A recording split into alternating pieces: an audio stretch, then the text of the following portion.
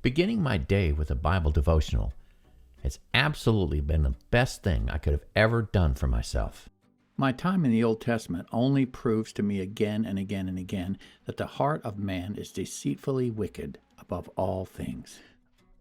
When I'm reading the New Testament, I read it within the context of when Jesus said, "Love the Lord your God with all your heart, soul, and mind, and love your neighbor as yourself." Everything in the New Testament is just an expansion of one of those two thoughts.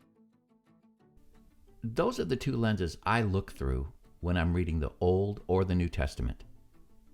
So get a cup of coffee, sit back, and join me as I think with my mouth open. Greetings and salutations. Welcome to another episode of Coffee, the Bible, and Paige. And I am Paige, your caffeine-imbued host. Here's my caffeine.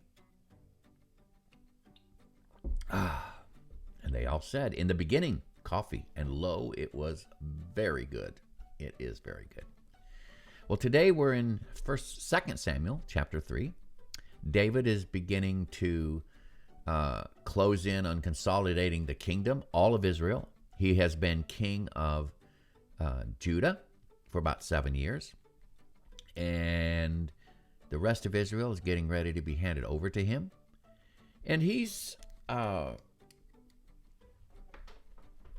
faced with some really interesting situations here. Before we get into it,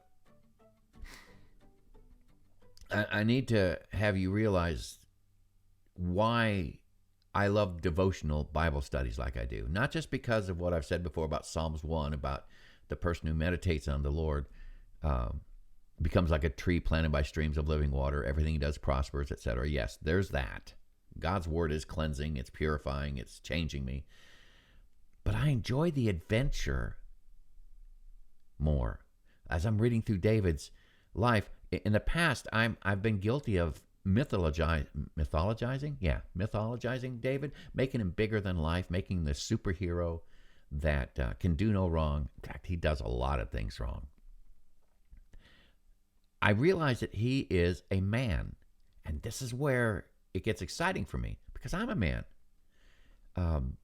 I've loved, I've lost, I've celebrated, I've had people I love die.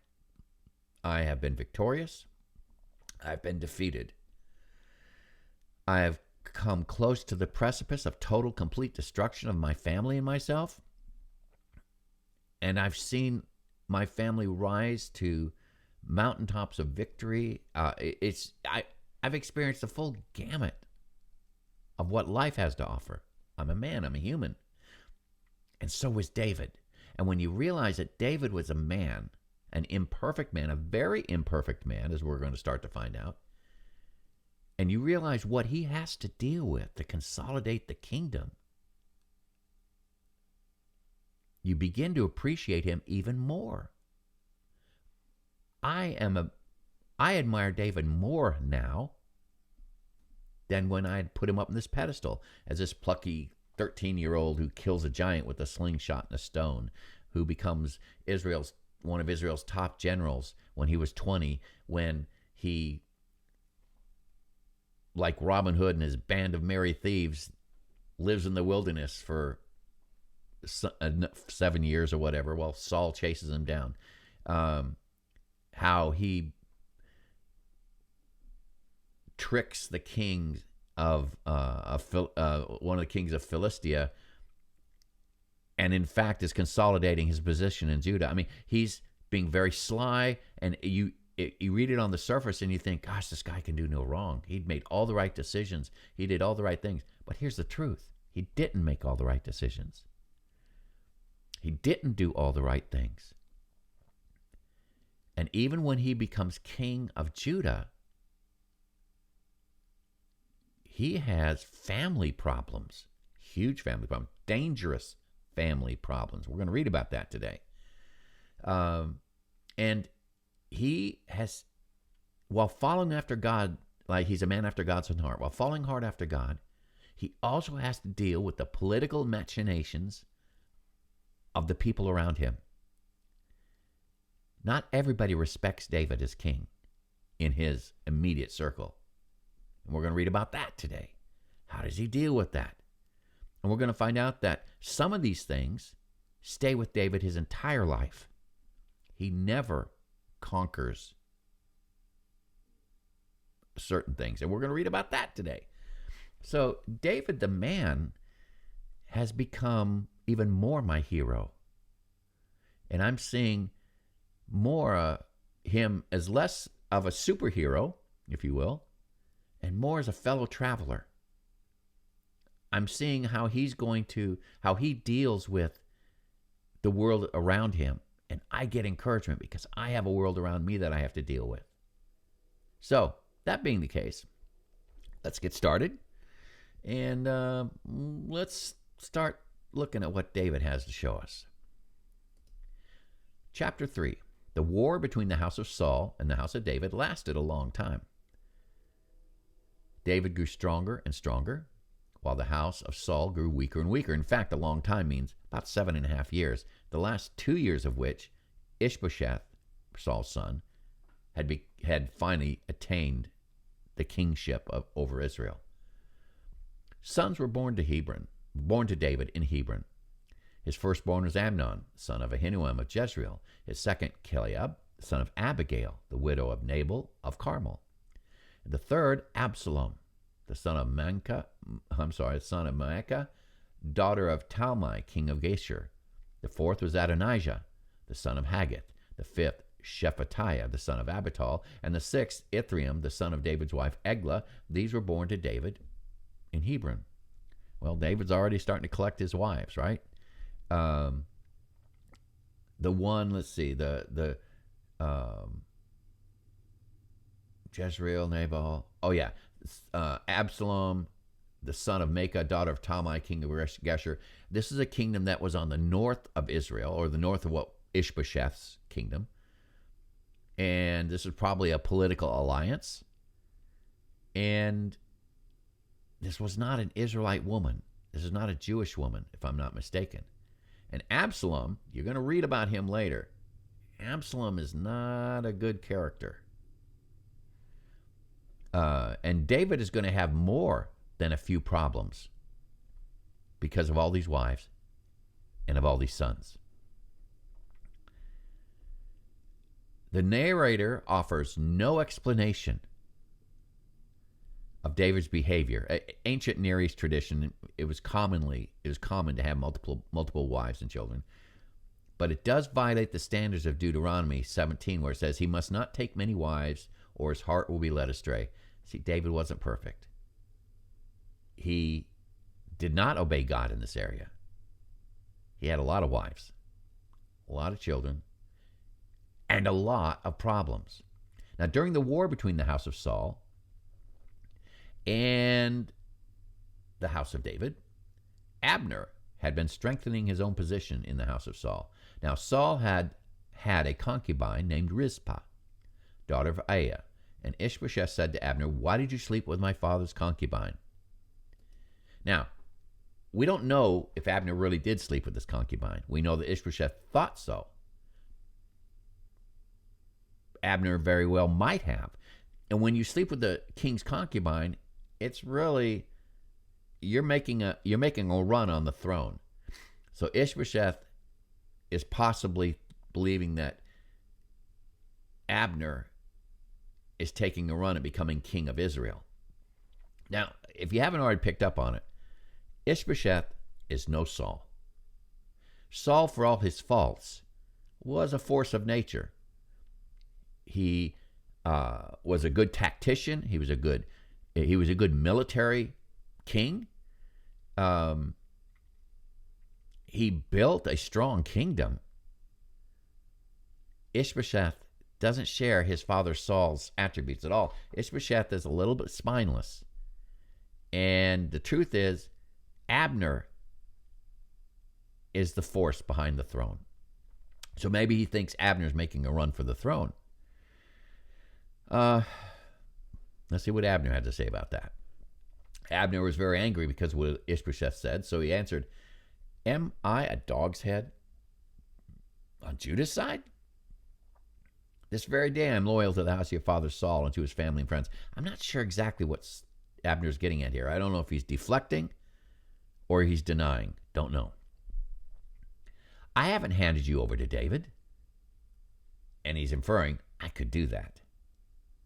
Yet now you accuse me of an offense involving this woman. May God deal with Abner, be it ever so severely, if I do not do for David what the Lord promised him on oath, and transfer the kingdom from the house of Saul, and establish David's throne of Israel and Judah from Dan to Beersheba. He's handing in his resignation. He's telling Ishbosheth, I'm going to give the kingdom to David. Now, if Abner was after the throne, Abner would have taken it, I believe. But he doesn't.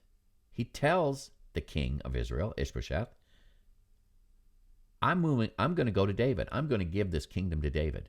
The kingdom is mine to give, not yours. Ishbosheth has been put in his place for the last time. Ishbosheth did not dare to say another word to Abner because he was afraid of him. Rightly so. Ishbosheth was spineless. Abner was powerful.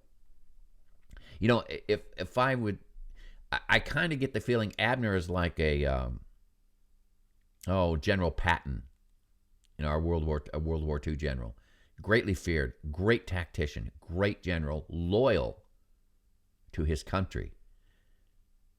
What Abner told Ishbosheth isn't disloyalty to Ishbosheth. It's loyalty to the nation Israel. Israel comes first in Abner's mind. And what's best for Israel is what's best for Abner. And the truth is, Abner did his job. When Saul was killed, Abner made sure that Saul's family stayed in power. He was loyal to the nation of Israel and to the succession of the kingship from Saul to his son. He wasn't sold out lock, stock, and barrel to Ishbosheth. He was sold out lock, stock, and barrel to Israel. So Abner, I see Abner as a loyalist, as a patriot. Now, Abner's a warrior, the chief general for Saul. He's beginning to realize that what's best for Israel is not Ishbosheth.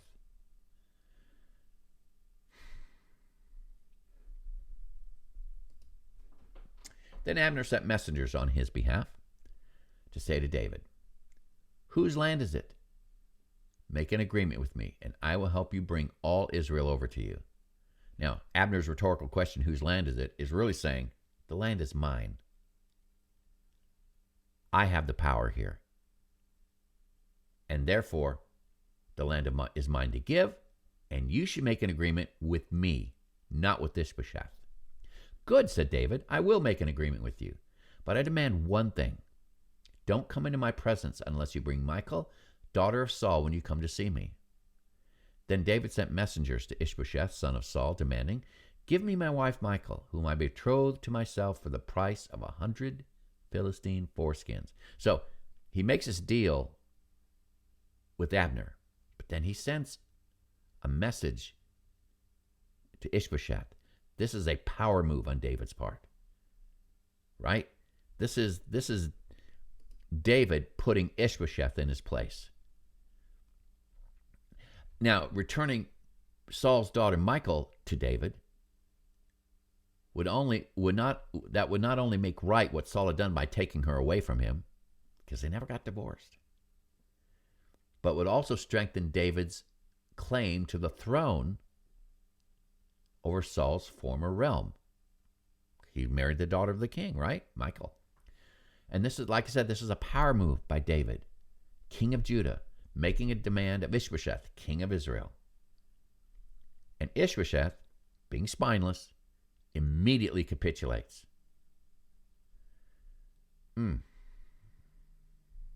So, Ishbosheth immediately gives orders and had her taken away from her husband, Paltiel, son of Laish.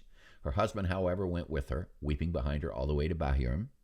Then Abner said to him, go back home.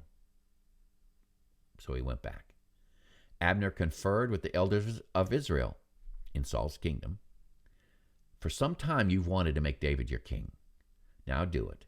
For the Lord promised David, by my servant David, I will rescue my people Israel from the hand of the Philistines and from the hand of all their enemies. Again, this is proof to me that Abner wasn't desiring to become king.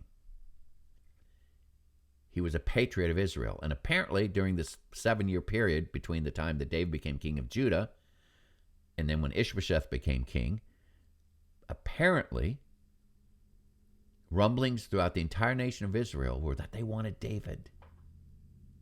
And this is Abner recognizing that. Abner, I believe, was a patriot and a loyalist to the nation, not necessarily to the man on the throne. The man on the throne has already shown that he's spineless. He's ineffective as a leader. It took him 5 years to become king. I don't know what all went on, what Abner had to do to get people to accept Ishbosheth as king. But Abner's loyalty is to the nation, not to Ishbosheth. Abner also spoke to Benjamites in person. That's Saul's tribe. Then he went to Hebron to tell David everything that Israel and the whole tribe of Benjamin wanted to do. So not only Israel, but also Saul's family, Saul's tribe. When Abner, who had 20 men with him, came to David at Hebron, David prepared a feast for him and his men. Abner said to David, "Let me go at once and assemble all Israel for my lord the king, so that they may make a covenant with you, and that you may rule over all that your heart desires." So David sent Abner away, and he went in peace. Just then, David's men and Joab returned from a raid and brought with them a great deal of plunder, but Abner was no longer with David in Hebron, because David had sent him away and he'd gone in peace. And when Joab and all the soldiers with him arrived, he was told that Abner, son of Ner, had come to the king, and that the king had sent him away and that he'd gone in peace. Now get what happens next. Joab went to the king and said, "What have you done? Look, Abner came to you. Why did you let him go? Now he's gone. You know Abner, son of Ner. He came to deceive you and observe your movements and find out everything you're doing." All right, he's accusing Abner of subterfuge and spying to check out David's situation to see if to do battle with him, which wasn't true. Now, the thing that puzzled me about this was Joab had the nerve to speak to the king this way. I know Joab is his chief general, but what gives him the right to basically verbally spank David and accuse David of being fooled by Abner? Well, a couple things come to mind. First of all, he is David's nephew. He's related to David. He's David's chief general. Abner and Joab have not met personally on the battlefield, but their armies have. And Joab has defeated Abner and his armies. But why does he get away with this? You know, it's like David's realistic enough to recognize that he's still too weak to risk a showdown with the sons of Zeruiah, his sister. There's something else going on here. There's a dynamic, a power dynamic going on here that I'm curious about. David must recognize how out of control Joab is and how almost impossible to control Joab is. And yet Joab stays in power as his general. Now, maybe it's because Joab is really, really good at what he does. Maybe it's because there's a thing of family involved. Perhaps Joab, because he's David's nephew, David is hesitant to boot him out. I don't know. But David, for whatever reason, does not let Joab go. I'm curious what's going on here. All right. Joab then left David and sent messengers after Abner, right? And they brought him back from the cistern at Sirah. David didn't know about it. Now, this little note here that David didn't know about it is another confirmation of David's innocence and about what is about to happen. But also, it's indicative of his tenuous hold on the kingship of Judah, because Joab is acting independently of the king and is about to do something very wicked. And he's not doing it in the name of the king. He's doing it in his own name. And David is unable to rein in Joab. This is a very difficult situation for David. Now, when Abner had returned to Hebron, Joab took him aside into an inner chamber, as if to speak with him privately, man to man, mano a mano, general to general. And there, to avenge the blood of his brother Asahel, Joab stabbed him in the stomach, and he died. Now, you got to understand something here. Later on, Joab is going to basically claim that he murdered my brother, and it was my right to exact vengeance. That's not exactly the way it happened. His brother Asahel died in battle. Now, if he had murdered him, then Joab would have the right to kill Abner. But that wasn't what happened. It happened in battle. And you can't claim the right to kill your enemy when the death that he's responsible for happens in battle. That's battle. That's what happens in battle. But Joab took it upon himself to avenge the death of his brother that happened in battle. Now, when David heard about this, he said, I and my kingdom are forever innocent before the Lord. Concerning the blood of Abner, son of Ner, may his blood fall on the head of Joab and his whole family. Now, David is upset. May Joab's family never be without someone who has a running sore or leprosy, or who leans on a crutch, or who falls by the sword, or who lacks food. All right, this is a little curious to me. Why didn't David punish Joab? David's decision to just utter a curse, rather than take direct disciplinary action, might be due to Joab's considerable power and reputation and his familial relationship with David. He was his nephew. Ultimately, Joab's crime did not go unpunished, though. David never forgot. For whatever reason, David felt he could not deal with Joab directly at that time. Now, this means, and Joab isn't dealt with till the end of David's career as king.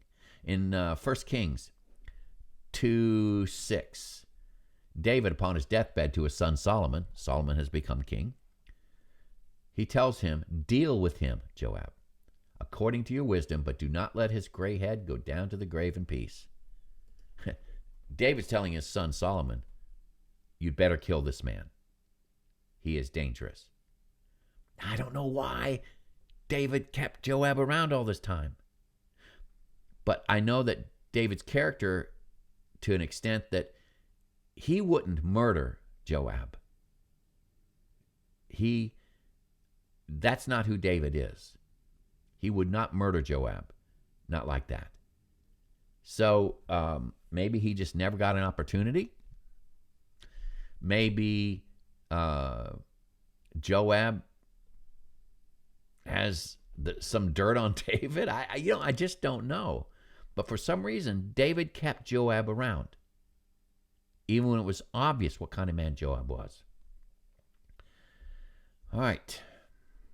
Then David said to Joab and all the people with him, tear your clothes and put on sackcloth and walk in mourning in front of Abner. King David himself walked behind the bier. They buried Abner in Hebron, and the king wept aloud at Abner's tomb. All the people wept also. Now, this is something. He tells the man who murdered Abner, you walk in front of the funeral procession. And he's going to force Joab to honor the man that he hated, the man that he murdered. This was a power move on David's part. And David's grief here, I believe, is totally legit. I don't believe this is a political thing where he's just pretending to be grief-stricken. Don't forget, David had been a compatriot of and had served under Abner while he was with Saul. There was probably, at the very least, a respect that exists between two warriors. And probably there was more affection than that, as they were brothers in arms. Anybody who's been in the military knows what I'm talking about, especially those who have been in combat together. When you've tasted combat with the men and women around you, you become brothers in arms. And for the rest of your life, they're your brothers. David's indignation is based on the fact that Joab treated Abner as a common criminal. Joab didn't kill Abner in combat. He betrayed him and killed him as a coward would through subterfuge. Abner, hey, come over here. Let's talk a minute. I got something for you. And buries a knife in his chest. Also, something to consider here about Abner and Joab. What would Joab's position have been had Abner completed the transaction to bring David to king over all of Israel? What position would Abner then have in David's army? Abner was an incredibly skilled commander. Possibly Joab saw a competitor to his place in David's court. Just another thing to put on Joab's ledger to really show what kind of person he was. Killing Abner was Joab's power move, and it was a coward's solution. Joab claimed this was revenge to avenge his brother's death, but that wasn't justified because Joab's brother was not murdered. He died in battle. Men die in battle. All right, David sings a song of lament for Abner. Should Abner have died as a lawless die? Your hands were not bound. Your feet were not fettered. You fell as one falls before the wicked, and all the people wept over him again. Basically, he's saying, should this mighty general have been treated like a common criminal? Of course, that's a rhetorical question. The answer will be no. This should not have been how he died. Then they all came and urged David to eat something while it was still day. But David took an oath, saying, may God deal with me, be it ever so severely, if I taste bread or anything else before the sun sets. All the people took note and were pleased. In fact, everything the king did pleased them. So on that day, all the people there and all Israel knew that the king had no part in the murder of Abner, son of Ner. Now, again, there was emotion involved. Obviously, David respected and loved Abner and was truly grieving. But this is also another power move on David's part. He's gaining the heart and respect of the people. And if Joab had any designs on David's throne, this might have been the thing that sealed the deal for David with the people of Israel. Joab had a powerful position and a power base, obviously, because David didn't dismiss him. But at the same time, the people loved David. And if Joab had done anything to David, I am sure that the people would have killed him. So I think this was a power move on David's part. The people loved him. They respected him. They saw that even though Abner was the general of his chief rival, the king of Israel, David was seriously grieving over the loss of this warrior. You know, it kind of reminds me, when David sat down with Abner, the thought occurred to me, a modern day equivalent might be, I don't know, combat sports, boxing. Joe Frazier and Muhammad Ali had one of the greatest rivalries in boxing history. 3 fights. Ali won 2 of them. Joe Frazier won the first one. And when they were in the ring, they fought like men possessed. They were absolutely horrifically violent. And all 3 of their boxing matches, put them both in the hospital afterwards.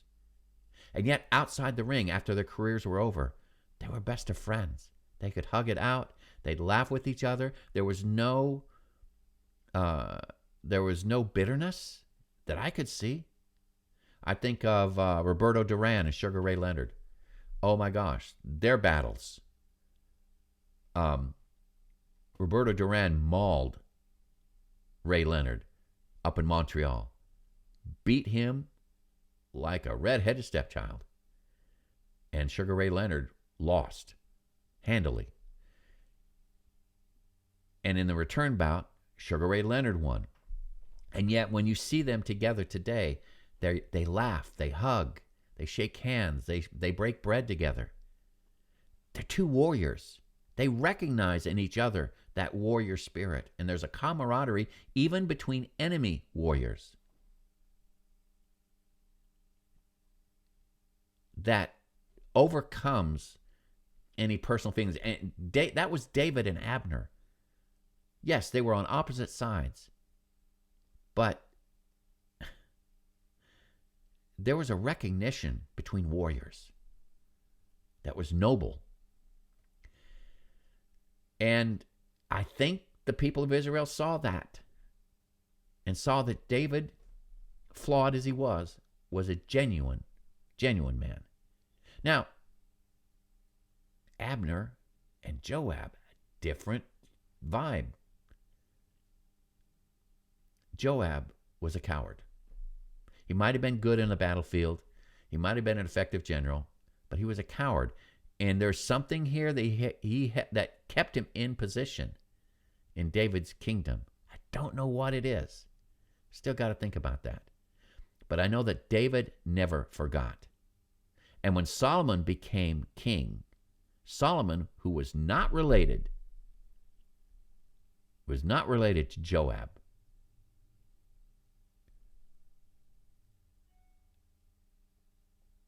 was free to discipline and punish Joab in a way that David was not. There's something going on there.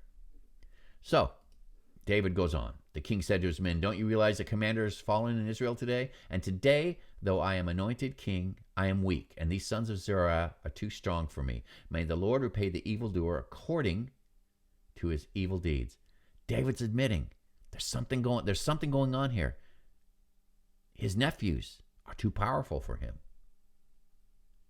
For some reason, he can't just dismiss them. Don't know what the deal is. But something was going on. So, what do I take out of this? What's my take in all this? Well, yesterday's take was, right? Do you remember I think I said things rarely happen when you want them to? Things rarely happen as fast as you want them to. When God reveals a plan to you or something, it rarely happens instantaneously. This would be my takeaway from this is you might be a follower of God, but that doesn't mean you ignore the political machinations of whatever situation you're in. You have to be as wise as a serpent, the scripture says. Harmless as a dove, but wise as a serpent. David was walking a very tenuous path on his way to becoming king of Israel. It wasn't an easy path. He had political considerations. Joab was one of those political considerations. A powerful and effective general. But the key word there is powerful. And David had to find a way to navigate the political aspects of dealing with Joab in order not to lose the throne and not to surrender the throne to someone evil and cowardly like Joab. And you and I see it. This plain and simple situation would be fire Joab, execute him, war crimes. Now, so sometimes things just aren't that simple. Even though we're believers, we have to realize that we are believers. As Peter says, we are aliens, strangers. This is not our kingdom here on earth. This kingdom does not like us. David was king of Israel, but he had to realize there were people around him that probably did not respect him, did not love him, and did not have his best interests at heart, and he had to work with that. Sometimes we have to deal with the political side of things in a way that we might not want to. But that's just life in the fast lane. That's real life, rubber meets the road, living for a believer. Hard to put it all into words. But if I were to walk away with something today, it would be sometimes I have to be cognizant of the political nature of things that are going on around me. And I'm not talking about what's happening in Washington, D.C. I'm talking about dealing with people, dealing with power, dealing with people in positions of authority.